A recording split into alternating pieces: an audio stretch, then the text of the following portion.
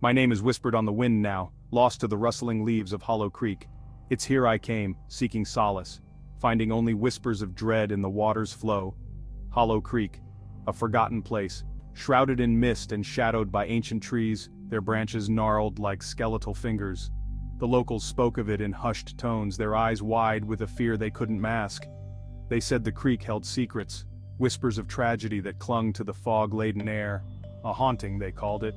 But I dismissed their warnings as folklore, the ramblings of superstitious minds. How naive I was. The old house stood at the edge of the woods, a silhouette against the gray sky. A Victorian mansion, once grand, now decaying. Its paint peeled, windows boarded, a testament to time's relentless march.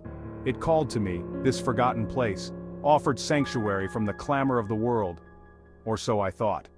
I stepped across the threshold, into the musty silence, the air thick with the scent of decay and something else, something cold, unfamiliar.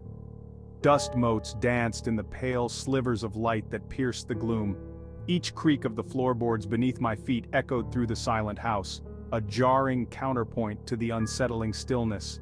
The silence was deceptive, a living presence, heavy and watchful. I felt it in the stillness, in the shadows that seemed to writhe at the edges of my vision. Days bled into nights, the silence broken only by the incessant murmuring of the creek, or was it the wind whispering through the trees? I couldn't be sure anymore. At night the house came alive. Floorboards groaned under unseen footsteps. Whispers slithered from the walls, too faint to decipher yet heavy with malice.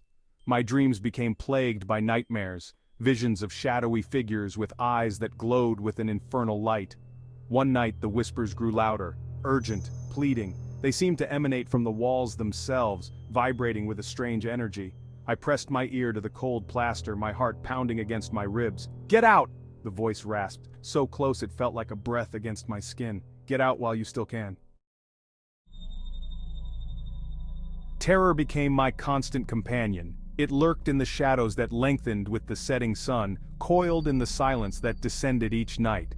I was a prisoner in a haunted cage of my own making. One evening, as twilight painted the sky in hues of purple and blood orange, I saw her. A fleeting glimpse of a woman in a long white dress, her back to me. She stood at the end of the hallway, her silhouette a stark contrast against the gloom. I called out, my voice hoarse and shaky, but she didn't turn, didn't acknowledge my presence. And then, just as quickly as she'd appeared, she vanished, swallowed by the shadows. The encounter, brief as it was, shattered my last vestiges of disbelief. The haunting was real, and it was closing in. Sleep became a distant memory. Every creak of the floorboard, every sigh of the wind sent my pulse racing. I was living on the razor's edge of fear, teetering on the brink of madness. One night I woke with a start, my heart pounding in my chest. The room was ice cold, the air thick with the scent of damp earth and decay, and then I felt it, a presence, cold, oppressive, hovering over me. I couldn't breathe, couldn't move, paralyzed by terror as the unseen entity drew closer. Its coldness seeped into my bones, chilling me to the core, and then, as abruptly as it had begun, it was gone, leaving me trembling in the darkness, my sanity hanging by a thread. The line between reality and nightmare blurred. The house was no longer a refuge but a tormentor, playing tricks on my sanity. Or was it my sanity that was unraveling? Footsteps followed me from room to room, objects moved on their own. The air grew heavy with the stench of decay, a constant reminder of death's proximity. I was a rat caught in a maze, desperately searching for an exit I couldn't find. One morning I awoke to find a single word scrawled on the dusty mirror in my room: leave. The letters were shaky, formed with a trembling hand. But the message was clear and terrifying. Whoever or whatever was haunting this house wanted me gone, and it was growing impatient.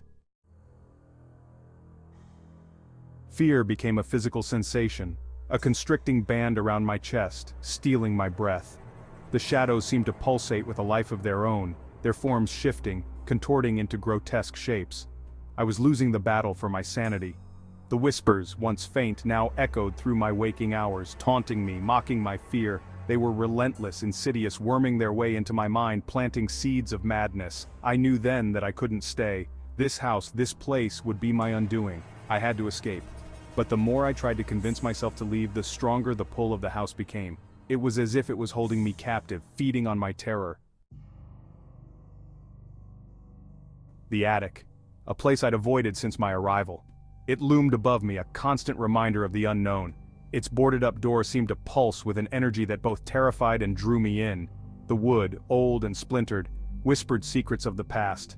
I knew the answer to the haunting lay within its dusty confines. The stories I'd heard, the whispers in the night, all pointed to this forgotten space.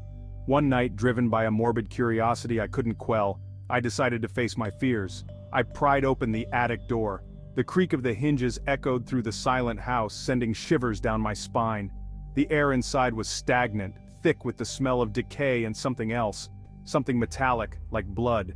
It was as if time had stopped here. Cobwebs clung to my face like ghostly shrouds as I stepped inside. Each step I took disturbed the silence, the floorboards creaking under my weight. Dust motes danced in the single beam of moonlight that pierced the gloom, illuminating a scene frozen in time. It was a world untouched by the present. A child's rocking horse stood in the corner, its paint chipped and faded. It seemed to watch me, a silent witness to the past.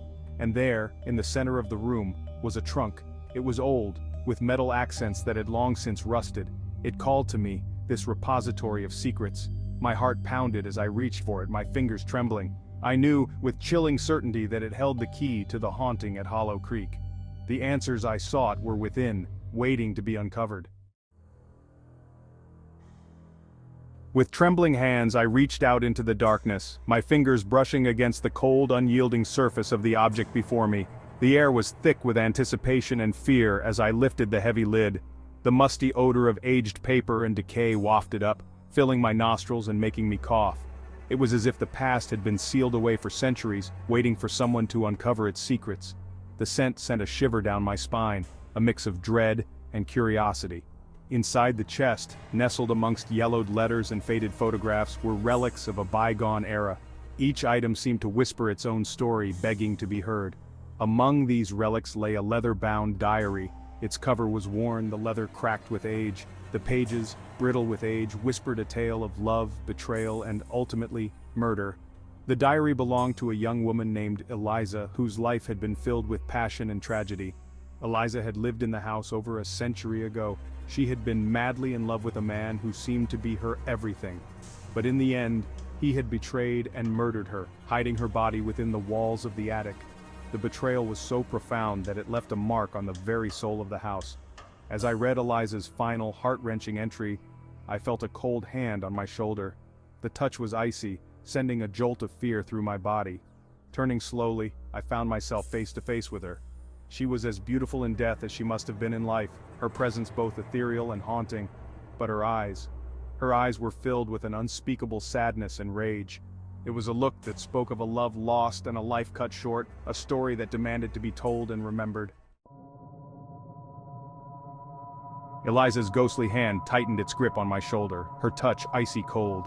Her voice, when she spoke, was a hollow whisper, filled with an eternity of sorrow. "He promised me forever," she moaned, her spectral eyes fixed on mine. But forever turned into a lie. Terror rooted me to the spot. My heart hammered against my ribs, each beat a frantic drum against the silence of the house. Eliza's grip intensified, her long white fingers digging into my flesh as if trying to pull me into her world of shadows and despair. "He left me here to rot," she hissed, her voice raw with anguish, forgotten, alone. Her spectral form flickered, her rage threatening to consume her, to consume us both. "But you'll remember me," she whispered, her voice a chilling caress against my ear. "You'll tell my story." Eliza's grip loosened, and she began to fade, her form dissolving into the shadows. Her presence, once so palpable, now seemed like a distant memory, a whisper in the dark corners of the attic. The diary tumbled from my grasp, its pages scattering across the dusty attic floor. Each page seemed to tell a fragment of her sorrowful tale, a story that had been buried for far too long, waiting for someone to uncover it. As quickly as it had begun, the encounter was over, leaving me trembling in the stillness. My heart pounded in my chest and my hands shook uncontrollably. The air felt thick with the weight of her unspoken words, and I could still feel her presence lingering around me. I stumbled out of the attic, the weight of Eliza's story heavy on my soul. Each step felt like a struggle, as if the sorrow of her past was trying to pull me back into the darkness. The creaking floorboards beneath me seemed to echo her cries for help.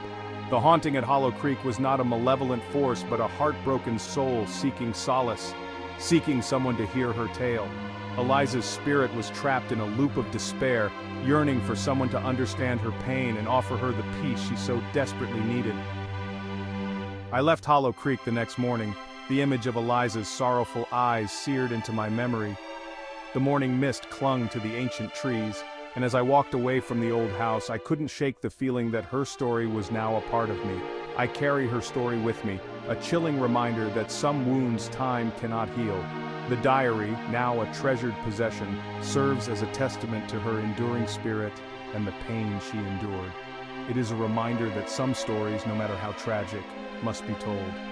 The haunting at Hollow Creek may be over, but the echoes of Eliza's sorrow linger, a whisper in the wind, a chill in the air, a haunting reminder that some stories never truly die. Her presence is felt in the rustling of the leaves, in the mist that clings to the forest, and in the hearts of those who dare to listen.